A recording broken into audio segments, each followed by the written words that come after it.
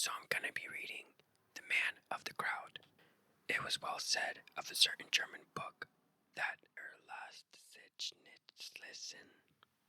It does not permit itself to be read. There are some secrets which do not permit themselves to be told. Men die nightly in their beds, wringing of the hands of ghostly confessors, and looking them piteously in the eyes, die with despair of the heart and convulsion of the throat, on account of the hideous of mysteries which will not suffer themselves to be revealed. Now and then, alas, the conscience of man takes up a burden so heavy in horror that it can be thrown down only into the grave, and thus the essence of all crime is undivulged. Not long ago, about the closing in of an evening in autumn, I sat at the large bow window of the D coffee house in London.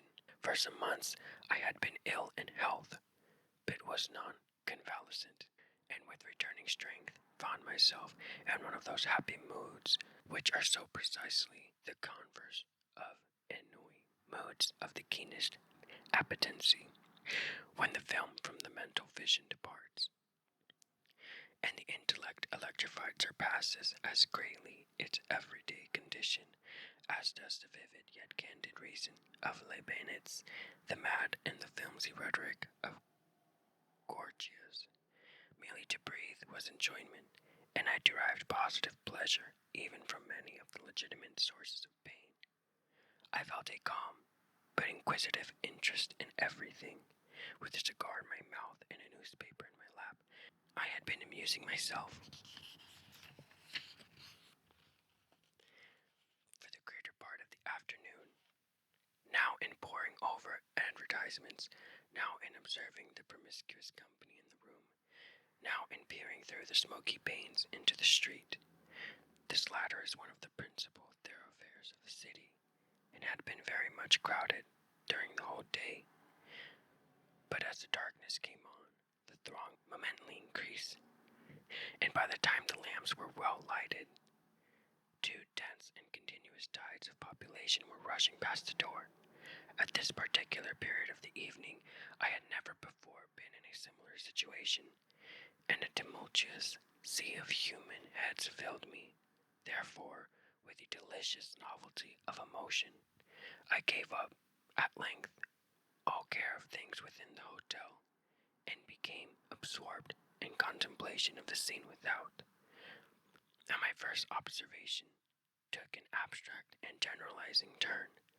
I looked at the passengers in masses and thought of them in their aggregate relations.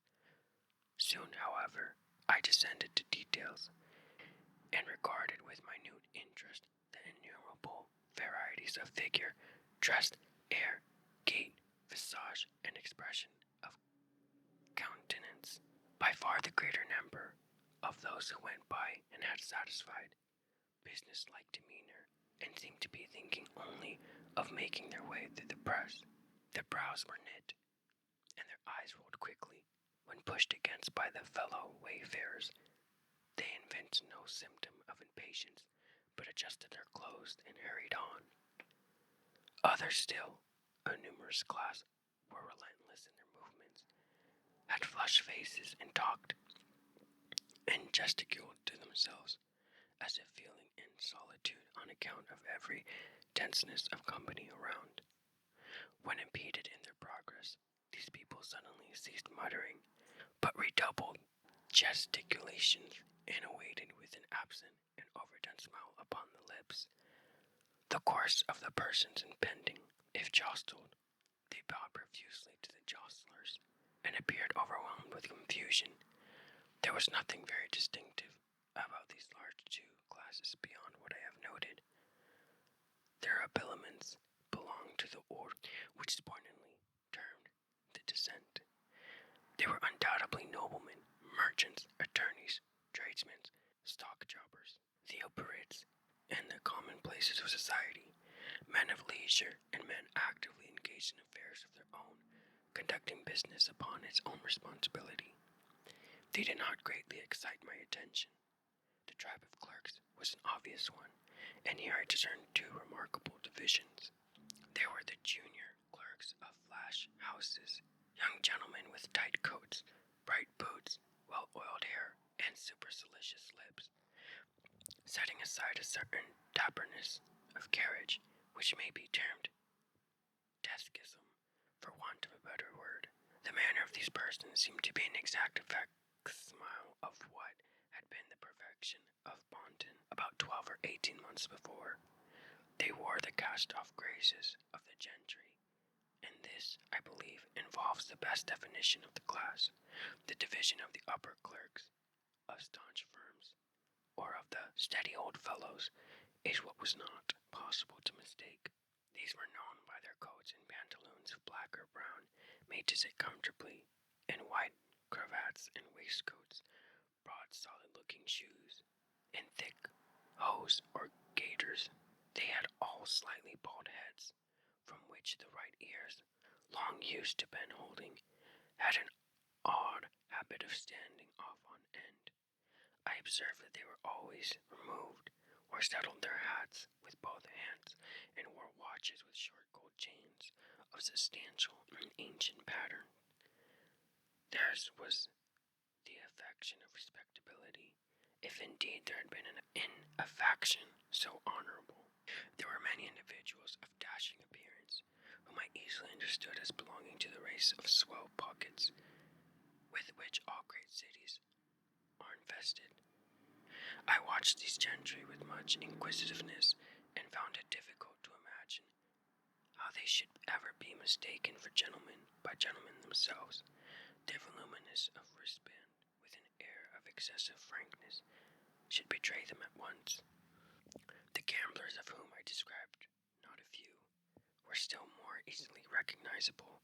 They wore everyday variety of dress, from that of the desperate thimble-rig bully, with valet waistcoat, fancy neckerchief, gilt chains, filigree buttons, to that of the scrupulously inornate clergyman, than which nothing could be less liable to suspicion. Still, all were distinguished by a certain sudden swarthiness of complexion, a filmy dimness of eye, and pallor and compression of lip. There were two other traits, moreover, by which I could always detect them: a guarded lowness of tone and conversation, and a more than ordinary extension of the thumb in the direction at right angles with their fingers. Very often in company with these sharpers, I observed an order of men somewhat different in habits, but still birds of a kindred feather.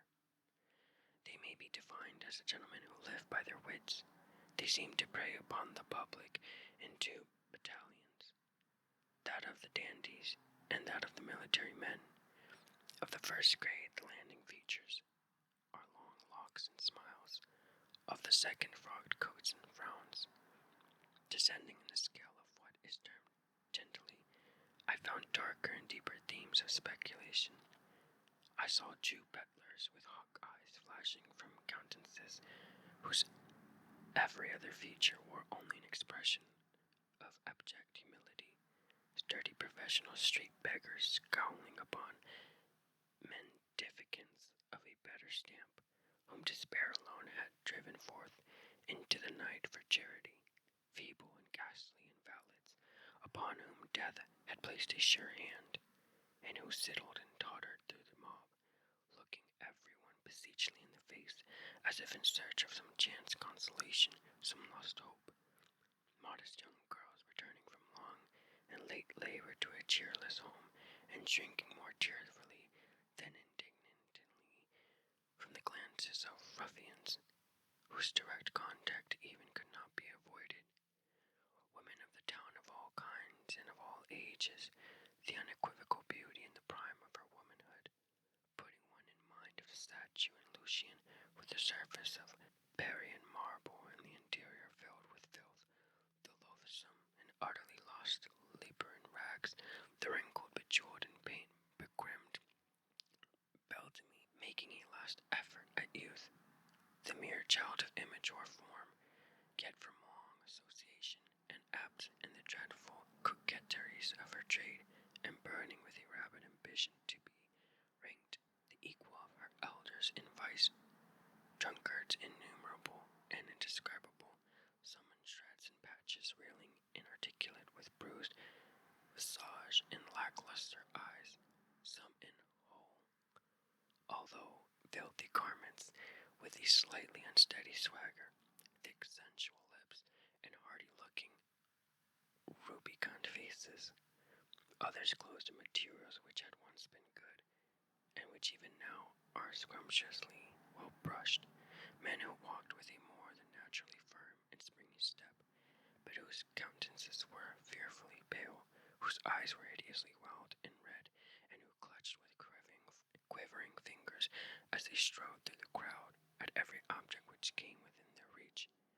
Beside these, piemen, porters, coal heavers, sweeps, organ grinders, monkey exhibitors, and ballad mongers, those who vended with those who sang, ragged artisans, and exhausted laborers of every description, and all full of a noisy and inordinate vivacity, which jarred discordantly upon the ear and gave an aching sensation to the eye. As the night deepened, so deepened to me the interest of the scene, for not only did the general character of the crowd materially alter, its gentler features retiring into the gradual withdrawal of the more orderly portion of the people, and its harsher ones coming out into bolder relief as the late hour brought forth every species of infamy from its den. But the rays of the gas lamps, feeble at first in their struggle with the dying day, had now at length gained ascendancy, and threw over everything a fitful and garish luster. All was dark, yet splendid, as that ebony to which has been likened to the style of Tertullian.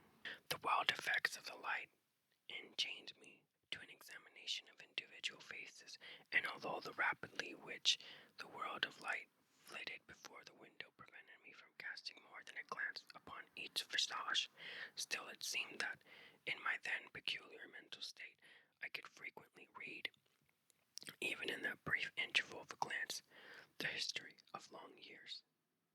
With my brow to my glass, I was thus occupied in scrutinizing the mob, when suddenly there came into view a countenance, that of a decrepit old man, some 65 or 67 years of age, a countenance which at once arrested and absorbed my whole attention, on account of the absolute idiosyncrasy of its expression. Anything even remotely resembling that expression I had never seen before. I well remember that at my first thought, upon beholding it, was that wretched, had he viewed it, would have greatly preferred it to his own pictorial incarnations of the Fend.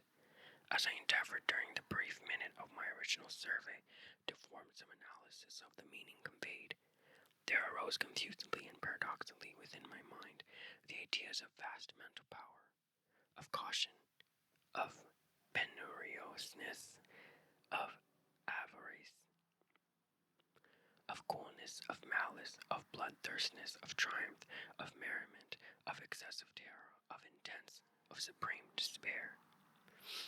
I felt singularly aroused, startled, fascinated.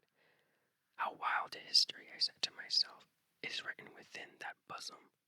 Then came a craving desire to keep the man in view, to know more of him. Hurriedly putting on an overcoat and seizing my hat and cane, I made my way into the street and pushed through the crowd in the direction which I had seen him take, for he had already disappeared. With some little difficulty, I at length came within sight of him, approached and followed him closely, yet cautiously, so as to not attract his attention. I had now a good opportunity of examining this person. He was short in stature, very thin, apparently very feeble. His clothes generally were filthy and ragged, but as he came now and then within the strong glare of a lamp, I perceived that his linen, although dirty, was of beautiful texture, and my vision deceived me, or through a rent in a closely but toned and evidently second-hand roquelaire which enveloped him, I caught a glimpse both of diamond and of a dagger. These observations heightened my curiosity, and I resolved to follow the stranger whithersoever he should go. It was now fully nightfall, and a thick humid fog hung over the city, soon ending and settled in heavy rain. This chance of weather had an odd effect upon the crowd, the whole of which was at once put into new commotion and overshadowed by a world of umbrellas. The waver, the jostle, and the hum increased in tenfold degree. For my own part, I did not much regard to the rain, the lurking of an old fever in my system, rendering the moisture somewhat too dangerously pleasant. Tying a handkerchief about my mouth, I kept on. For half an hour the old man held his way with difficulty along the great thoroughfare, and I here walked close at his elbow through fear of losing him. Never once turning his head to look back, he did not observe me. By and by he paused into a cross street, which, although densely filled with people, was not quite so much thronged as the main one he had quitted. Here a change in his demeanor became evident. He walked more slowly, and with less object than before, more hesitantly. He crossed and recrossed the way repeatedly, without apparent aim, and the press was still so thick that at every such movement I was obliged to follow him closely. The street was a narrow and long one, and his course lay within it for nearly an hour, during which the passengers had gradually diminished to about that number which is ordinarily seen at noon on Broadway near the park.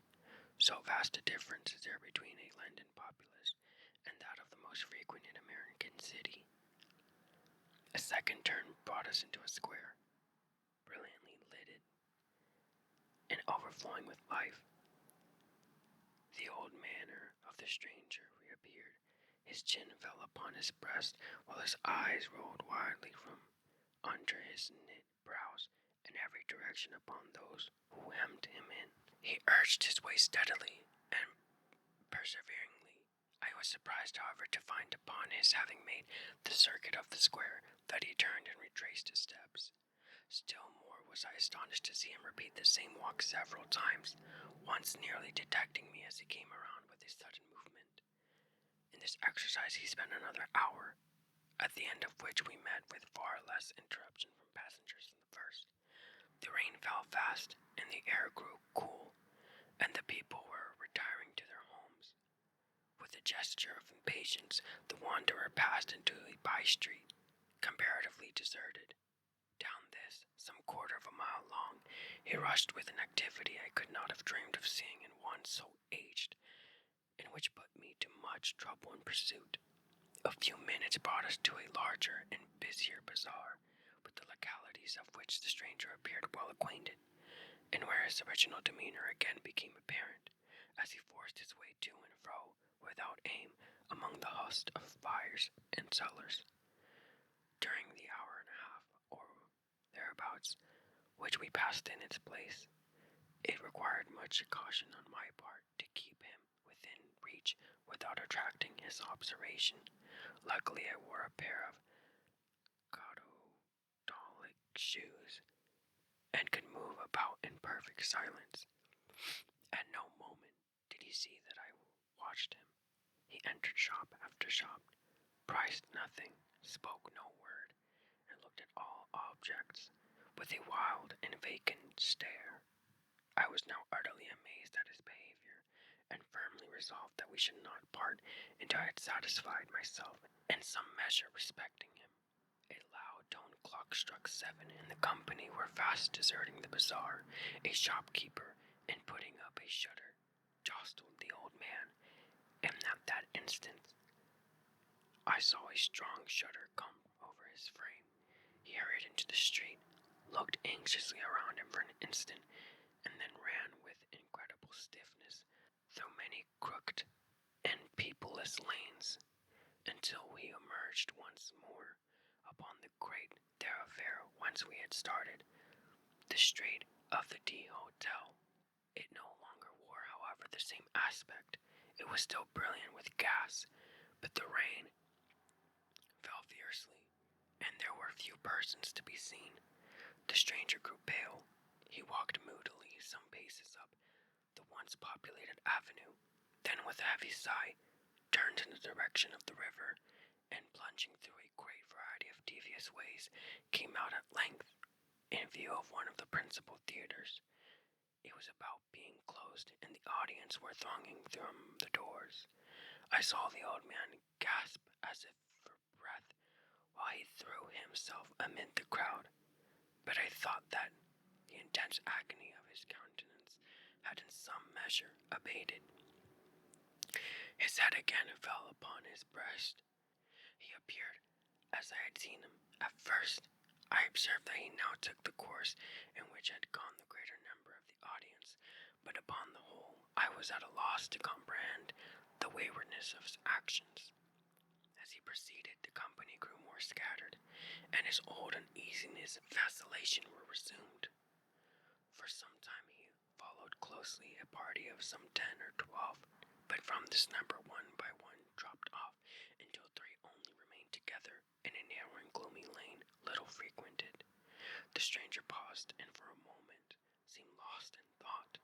With every mark of agitation pursued rapidly a route which brought us to the verge of the city, amid regions very different from those we had traversed. It was the most noisome quarter of London, where everything were the worst impress of the most deplorable poverty and of the most desperate crime.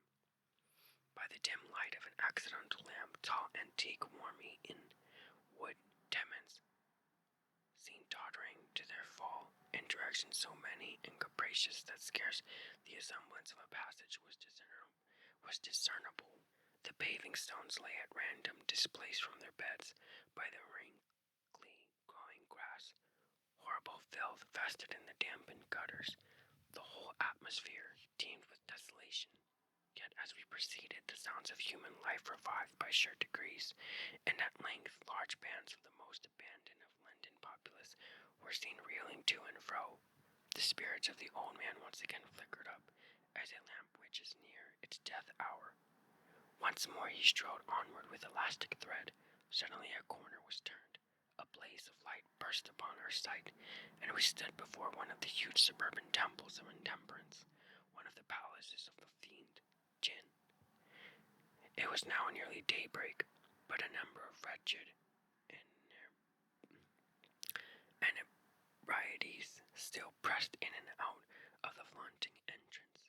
With a half-shriek of joy, the old man forced a passage within, resumed at once his original bearing, and stalked backward and forward without apparent object among the throng.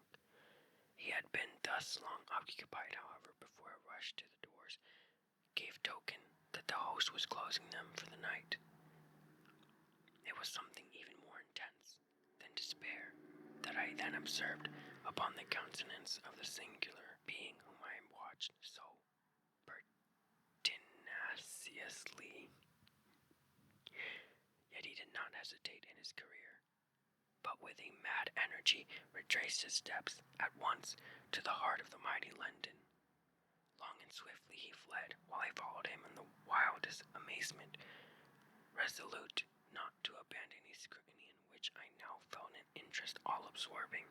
The sun arose while we proceeded, and when we had once again reached the most thronged part of the populous town, the street of the D Hotel, it presented an appearance of human hustle activity scarcely inferior to what I had seen on the evening before, and here long amid the momentarily increasing confusion did I persist in my pursuit of the stranger. But as usual he walked to and fro, and during the day did not pass from out the turmoil of the street. And as the shades of the second evening came on, I grew wearied unto death, and stopped fully in front of the wanderer, gazed at him steadfastly in the face. He noticed me not, but resumed his solemn walk, while I, ceasing to follow, remained absorbed in contemplation. This old man, I said at length, is the type and the genius of deep crime. He refuses to be alone. He is the man of the crowd. It will be in vain to follow, for I shall learn no more of him, nor of his deeds. The worst heart of the world is a grosser book than the hortulus anime, and perhaps it is but one of the great mercies of God that ere last Sichnik lesson, I don't know what, that's another language, girl, I can't say it.